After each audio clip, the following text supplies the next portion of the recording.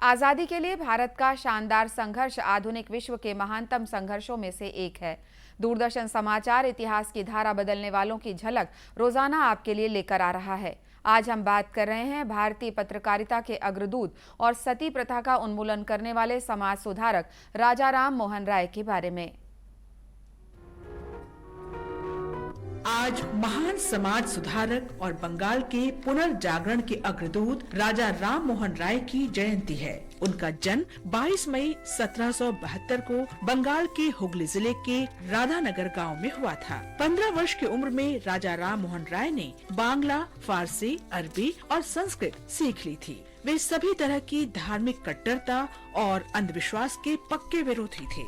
इससे राजा राम मोहन राय और उनके परिवार के बीच मतभेद उत्पन्न हो गए। इसके बाद राजा राम मोहन राय ने घर छोड़ दिया और हिमालय का भ्रमण किया। इस दौरान वे तिब्बत भी गए। घर लौटने से पहले उन्होंने व्यापक भ्रमण किया। घर वापस आने पर राजा राम मोहन राय के परिवार ने इस आशा में उनका विवाह कर दिया कि वे बदल जाएंगे, लेकिन इसका राजा राम मोहन राय पर कोई प्रभाव नहीं पड़ा। वे वाराणसी चले गए और वहाँ वेदों और उपनिषदों का गहन अध्ययन किया। 1803 में पिता की मृत्यु के बाद राजा राम मोहन राय मुर्शिदाबाद वापस आए।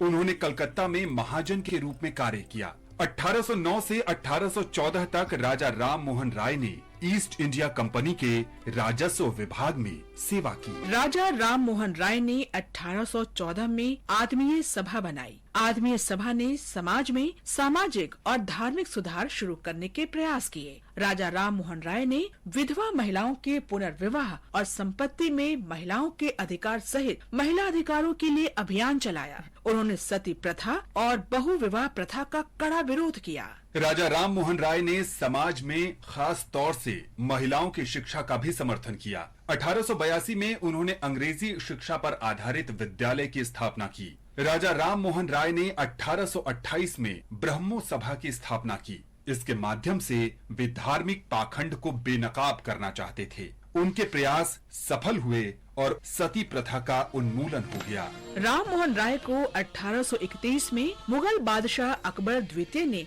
राजा का खिताब दिया। उन्होंने ये सुनिश्चित करने के लिए राजा राम मोहन राय को मुगल साम्राज्य का दूत बनाकर वचन भेजा कि सती प्रथा के उन्मूलन के लिए बनाए गए बंगाल सती विनियमन 1829 को न बदला जाए। इसके अलावा राय ने ब्रिटेन के राजा से ये आग्रह भी किया कि मुगल शहंशाह का भत्ता बढ़ाया जाए। 27 सितंबर 1833 को ब्रिटेन यात्रा के दौरान ब्रिस्टल के निकट स्टेपलेटन में मेनिंजाइटिस से उनका निधन हो गया। स्टेपलेटन ग्रोव्स में ही शुरू में उनको दफनाया गया। बाद में उन्हें पुनः 1843 में नजदीकी आर्नोस वेल सिमेट्री में दफनाया गया, जहां आज भी उनका मकबरा है।